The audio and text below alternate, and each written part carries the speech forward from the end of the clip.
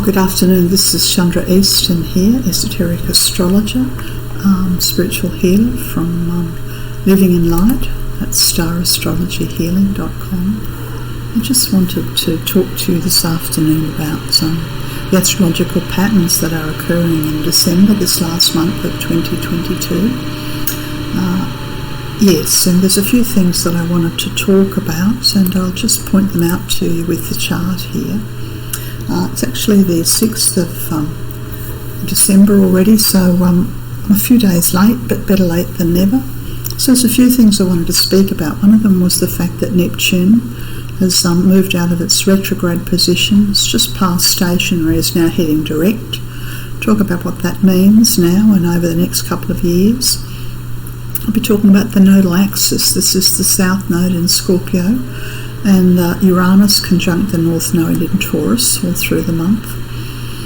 I'll be talking, third thing I'll talk about is the Jupiter-Neptune conjunction here, which is extremely interesting. And lastly, the movement of the inner planets. There's some lineup of planets in Sagittarius the first couple of weeks, 3 weeks, and then the movement of the planets into Capricorn. But let's start with the planet Neptune in Pisces, that's just moved past its stationary. Think about from the perspective of the Earth, sometimes planets look as if they're going backwards in their orbit through the heavens. They're not really, but it's all to do with the perspective that we have from Earth. Neptune's been moving through Pisces for goodness knows how long, I can't remember. And it has a great deal to do with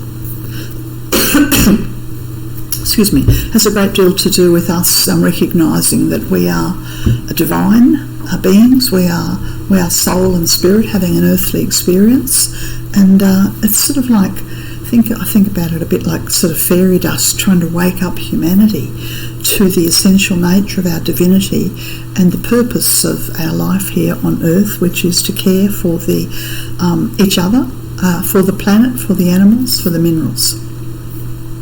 And of course this waking up, from the spell of materialism where we've forgotten who we are. If you ever tried to wake up a sleepwalker, you know what happens. Sometimes they come out angry, sometimes they stay in their somnolence, sometimes they try and do outrageous things. Well, a lot of humanity are sleepwalking, and sleepwalking through their lives, sleepwalking through their incarnations, and it's time to wake up.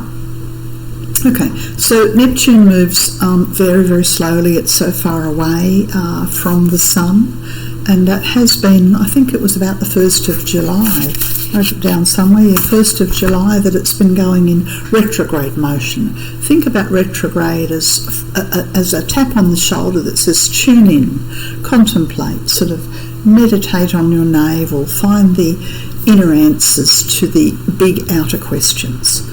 So Neptune's been retrograde, asking us to reflect since July, and it's just moved on the 3rd of December, going direct. And it's like this almighty pendulum of the divine trying to wake up humanity. And it's going to take until, where did I write that down, the date? 31st of March 2025, between now and then, before it moves out of Pisces into full-blown active dynamic Aries. So, the clock's ticking for humanity's wake-up call. The clock is ticking, and we have been having periods of inner reflection and periods of outer, it's like a removal of the veils of illusion. So let's talk about the veils of illusion. The veils of illusion that I have, my aura that I'm trying to see through may be different to your aura, but we all have things that we don't want to see, we're not prepared to see, we've repressed, we've buried, we look away, and Neptune's trying to get us to own up to, our choices, our humanity, our capacity, our willingness for living in harmony with each other and the Earth. And every time Neptune moves out of the retrograde and into the direct, which is what it's done a couple of days ago, we get this sense of, okay, all right, have you ever woken from a dream? What do they call it? A lucid dream? Where, something was so real, you were sure that it had a deep, deep meaning, that in actual fact you'd stepped through the veil into the inner worlds and been able to see and perceive reality through the light eyes of your soul.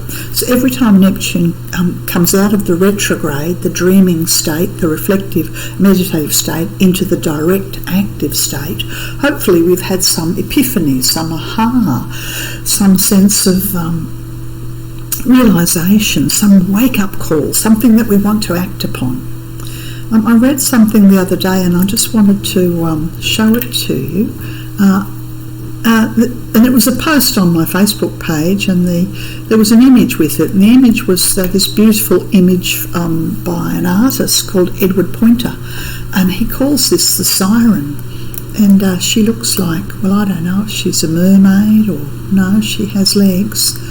Well, she's a human woman, and she's playing, is it a lyre or a lute or a harp? What is it? Some very beautiful instrument, and she's seated by the ocean, and she's reflecting and responding to the call of Neptune, which of course is the oceanic waves of the unconscious that are sweeping over and over and over humanity. We're all a little bit desensitised, I think. We are flooded with the suffering from the wars around the planet. We are flooded with our own unconscious yearnings. We are flooded with a sea of advertising, of words, of media, of propaganda, of materialism, and we need to get back to the essential mystic embrace of Neptune, God of the oceans. And this particular article was a bit of a few words really. It was written by Leah Whitehouse, and her website is her name, leahwhitehouse.com, and I thought it was beautiful. She's talking about Neptune stationing direct in Pisces. She's also talking about the planet Venus, which is in Sagittarius, square Neptune. So that's a bit like one part of humanity's divinity's calling us through this siren call to awaken. Another part of us, the Sagittarian part's galloping off to left and to right, all the wrong directions, so to speak, on sort of adventures of our own and missing the message. As well as this, on the 3rd of December, the Sun was in Sagittarius with a beautiful trine to Chiron, retrograde in Aries. And of course the Sun trining Chiron is about recognising our Achilles heel and taking action. So it's an opportunity from the heavenly patterns, from the planetary bodies, to recognise our divinity, align to the direction that we as individuals or families or nations need to go, to be unafraid of the vulnerabilities or the darkness or the things we've repressed, and allow them to come up and out so that we can rebirth ourselves. Okay, so that's my impression of this couple of planetary patterns. But Leah says Neptune's horses, this is the god Neptune from the ocean, freeze mid-stride and the sea stops moving. And for a moment we don't know where the ocean ends and the sun begins. We're drifting in the in-between. This humanity is drifting in the in-between, lost in the song of sirens. I think the mythology to do with the sirens is that they threw a spell over the humans, the fishermen, with their dazzling angelic light. And our hearts are surging, we're looking for beauty. But we've forgotten that we are divine, that the beauty is within us and our children and our families and our community. But then the tide comes rushing in, his Neptune, moving direct, covering the starfish and the seahorses. Yeah, so of course I read that and I think of the floods that have been going on in Australia. You may read into it something else entirely, but covering the beauty of the ocean and the caskets of jewels that are lost by the pirates. Well, who are the pirates? Is that plundering humanity? Is that us that has been searching for treasure in all the wrong places, and the spiral shells, the beauty of nature, lost to the deep, deep ocean? and only the haunting song of whales reminds us, carrying wishes to their slumber. And of course the whales and the dolphins and the angels and the sea creatures, they are all high vibration Neptune in Pisces. They represent this siren call of our divine self, rather than the lower vibration siren call of the material world or the world of sensation. Only the haunting song of whales remains, carrying wishes to their slumber. It would be so easy to hang on to the dream, this dream that life on Earth can continue even if we harm each other, harm the planet, use up all the resources. That's a dream, it's not a reality. But life with a capital L would like us to know that paradise is here in the heart, here in our common humanity, here in nature, even in the midst of the pain and the suffering. Wow, beautiful, beautiful words by Leah. Did I say her name was Leah Whitehorse? Doesn't need to be perfect. I don't have to be perfect. You don't have to be perfect. We don't have to have a perfect society, but we need to face the reality of what we do have. So let go of the princes on the pedestals. Well, who are the princes? Are they the politicians? Are they the corporations? Are they the ones that have woven the spell of advertising or propaganda? And allow the new creations to imagine new joys to come, new loves to love. Let us lift forward through this Jupiter-Neptune conjunction in Pisces. Life is an endless flow of inspiration. Let the healing happen. Wow, thank you, Leah. Very inspired, beautiful work by Leah. And if she's been talking about this Jupiter-Neptune conjunction here, the siren call of the world and all its, attempted beauty, and the call of the divine. She's been talking about this square to Venus here, this challenge to, what is it the Lord Jesus said? I have to be about my Father's business. Well, so the challenge for all of us here in December is to say, well, what is my higher self's business? What is my call to arms? Not what my ego wants, not the next adventure, the next this, the next that, the next distraction, but what is the call to arms for me as a citizen of humanity to act and live and move through the heart of compassion. Leah spoke about Chiron, his Chiron, look at it. Beautiful trine to the sun. Yeah? And this is the Achilles heel, this is the putting together of the human and the divine, and recognising, well, I have a personality, I have a mind, I have a body, I have emotions, but I'm not the body, the mind or the emotions, I'm the soul. And this synergy and unity and composite nature of our spiritual essence is the opportunity that we have to find and heal and lift to the rebirth of the divinity within and on the planet. Okay, so this is I'll stay with the Neptune in Pisces because I started there. The best use of the Jupiter-Neptune conjunction is that we save ourselves. We don't look to some government or some corporation or some, multi-millionaire to save us. We don't look for a wonder drug to save us from a virus. We don't look for a magic solution to save us from the inexorable destruction of the planet. We look to ourselves, and we look to our people on our wavelength, people in our families, people in our community. Where's our heart community? Because something needs saving. This is a saviour pattern, Jupiter-Neptune in Pisces, but I don't want to be saved by the wicked witch of the West, thank you very much. I don't want to be saved by anyone else but my own lighted spark that calls me into action. Yes, and so while these two planets stay in Pisces and the Sagittarian planets go about their business, well, we have to look at all the ways that we're being distracted and, look over there and look over there and look over there. And meanwhile, we have people feathering their own nests. We have governments feathering their own nests, corporations feathering their own nests, individuals, because we're collectively conditioned to look away from the suffering. And yet, here it is. Neptune says, look to the suffering and become take action.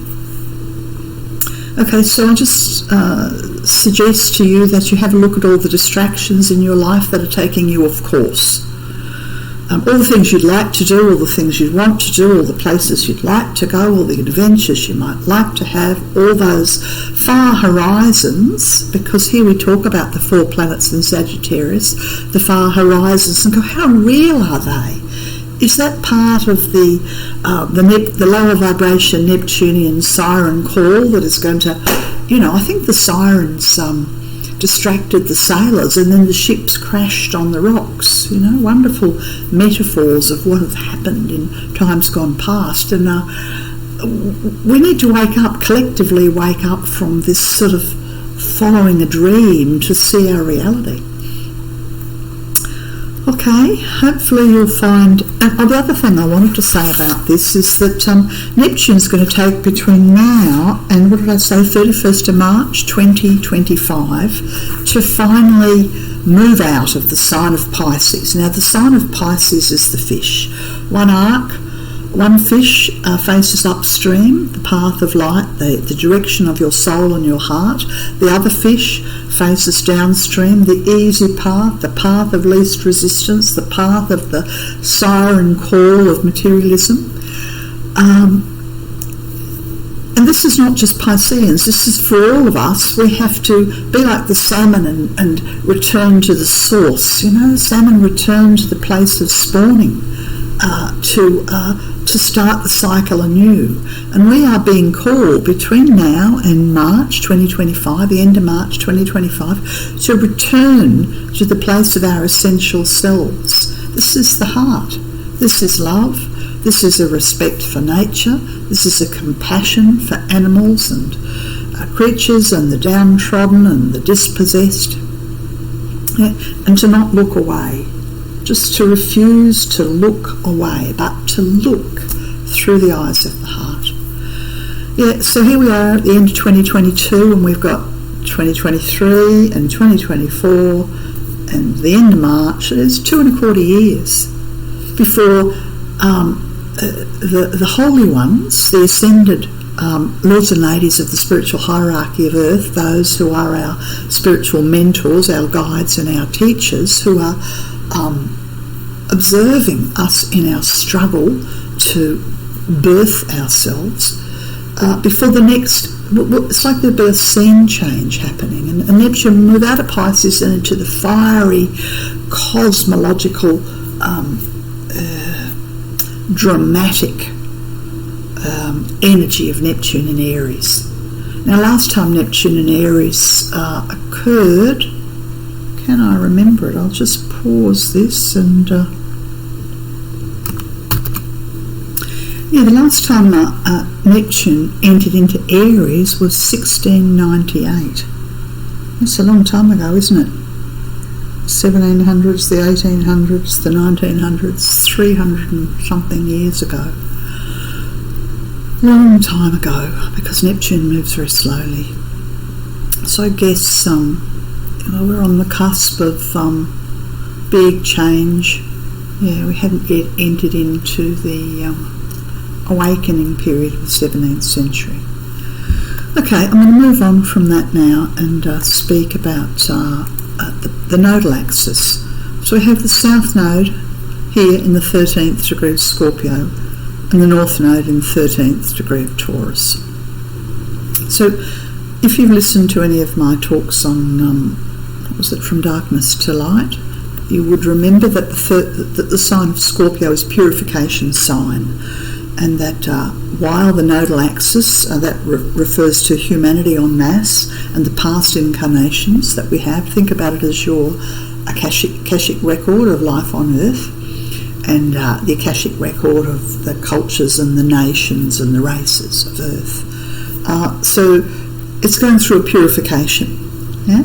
And the 13th degree of Scorpio is transiting across the degree associated with fear. So it's almost like there's a part of humanity's shadow that desperately needs to be purified, that we're all too terrified to look at.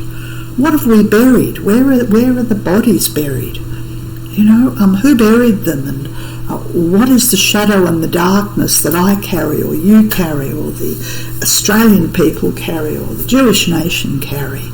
We have collectively put things in the too hard basket, individually down through the centuries, and we're trying to clear this too hard basket in the next 2.25 years, but a part of us is terrified, afraid of what we might dig up, afraid that if we peer into the darkness of our collective or our individual psyches, we might disappear into it.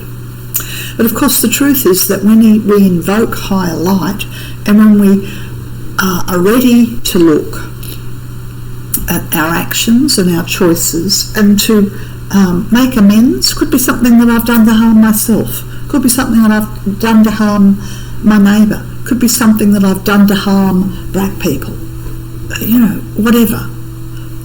Whatever it is that we've previously buried, it could be that what we've buried is our realisation of our own divinity, and we've forgotten who we are. But whatever we've buried, it's been held down by fear, and we need to dig it up. Dig it up, dig it up, dig it up. And of course, this is the soul's perspective from the South Node in Scorpio, 13th degree, and the ego's perspective is to sort of say nothing to see here, not afraid of anything. No.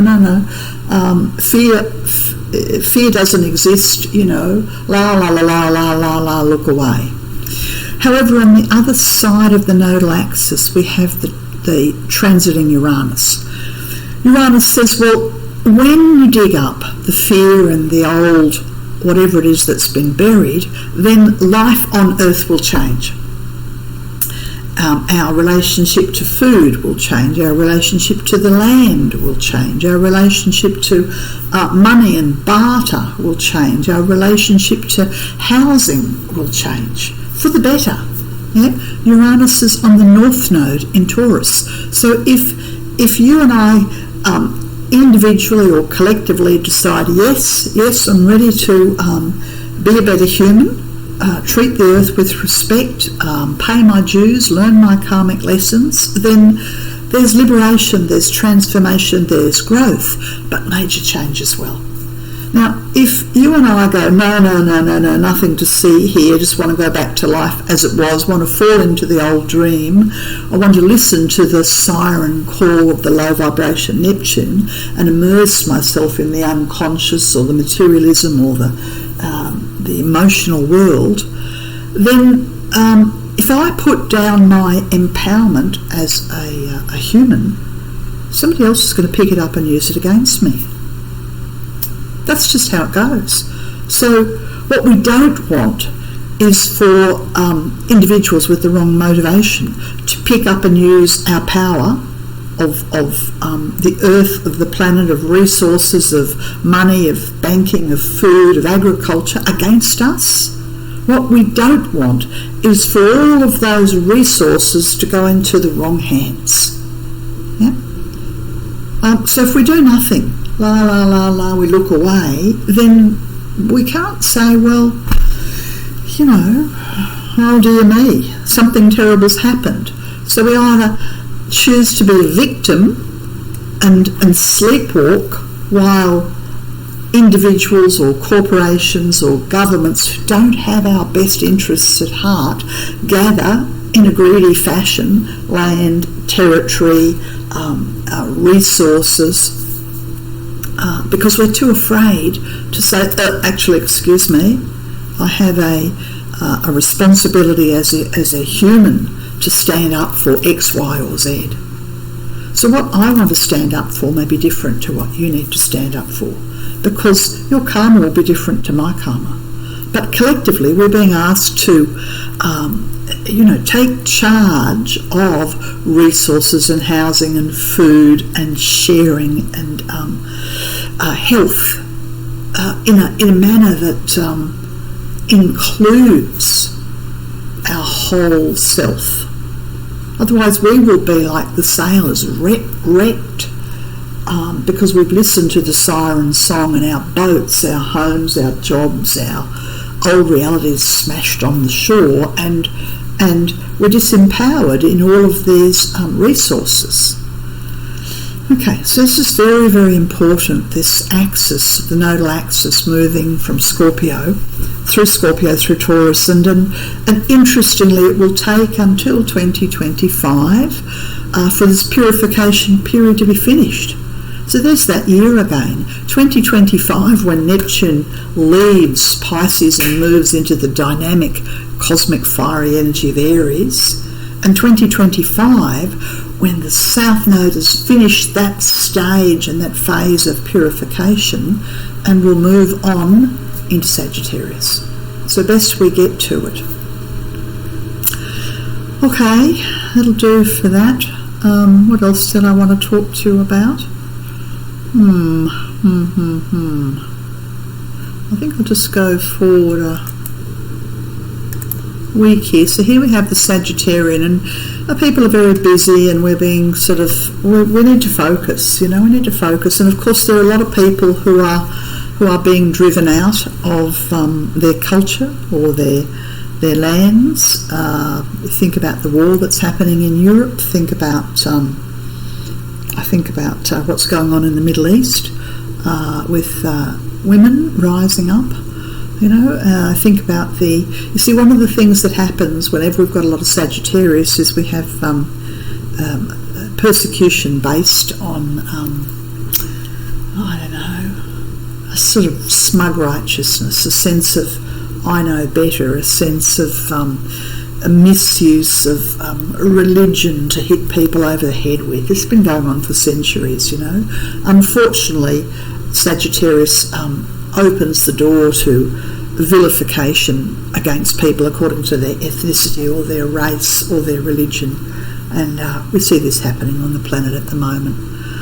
If I move forward through until the second week of December, we've still got these challenges between the Sagittarius and the Pisces. The throw out the siren song of materialism and change the music, put on Mozart, put on Brahms' lullaby, tune out of the distorted, low-frequency, materialistic world of propaganda and advertising, and tune in to the inner. We do have a couple of planets. Venus and Mercury have moved on into Capricorn as we get towards the middle of December, and the Capricorn energy takes us from the wandering path, that's the Sagittarian, to the straight path. Yeah? The nodal axis is still sitting in the degree of fear. Yeah? Uranus is sitting in the degree of hatred. There's a great deal of harm that's occurring in the name of don't worry, we'll look after your money, your assets, your insurance, your superannuation, your this, your that, your data, for goodness sakes. I'll move it on another week. Here I am now on the 20th of December, and now I have 3 planets in Capricorn. Jupiter's sitting right on the edge. When Jupiter sits on the edge of Pisces, it's a bit like, I suppose a good analogy is a person seated on a high ledge at the top of a waterfall. Yeah? And do they trust the waterfall? Do we trust spirit? Do we trust in our own divine self? Do we trust in the essential goodness of humanity? Do we work with the tools of prayer and healing to go, yep, I've had enough of the old choices, the old way, and I'm going to take the straight path, the Capricorn path. If I move it forward a couple of days, there you go, see the sun's move forward into Capricorn, and in fact I'll move it there's the new moon in Capricorn. So all of a sudden here on the Christmas Eve, the 24th of December, we have Vulcan, the Sun, the Moon, Venus, Mercury and Pluto. It's a great lineup of planets in Capricorn. And Capricorn, it is the straight path. It is the path of renunciation of the ego and strengthening of the soul. It's a path of conviction. It's a path of the higher wisdom. There's a consolidation going on, absolute consolidation. And you'll see Jupiter's left Pisces, and it's moved into the fiery energy of Aries. And so, there may be some leaders stepping forward, whether these are leaders of the low vibration siren song or leaders of the spiritual warriors. Well, that depends on who you're listening to, who you're tuning into. Yeah, but Jupiter in this sort of round Christmas Eve and onwards is asking for pioneering courage and look forward. Look. There's so many mistakes you've made and I've made and collectively we've made. But all we need to do is go, okay, I'll be accountable for what's happening right here and now, how I spend my money, how I spend my time, etc., etc. Let me go forward a few more days. Here we have the 27th of December and the moon sitting on top of Saturn. There's a bit of a reckoning going on there. I don't quite know what the reckoning is. It could be that it's a karmic reckoning. It could be that it's a reckoning to do with the digital world we're living in, the technocratic reckoning. Very brief around this sort of end of December. And then we have the 31st of December, the day where from the theosophical tradition the spiritual will, the will of God, descends. And we still have a lot of planets in Capricorn. And so we all have an opportunity to take the higher path, to clear ourselves and let go of prevarication, of looking away, of denial, and get to the business of activity. Work on ourselves. And of course many people do this through New Year's resolutions, but let them be new life resolutions. Let them be resolutions for ways of living.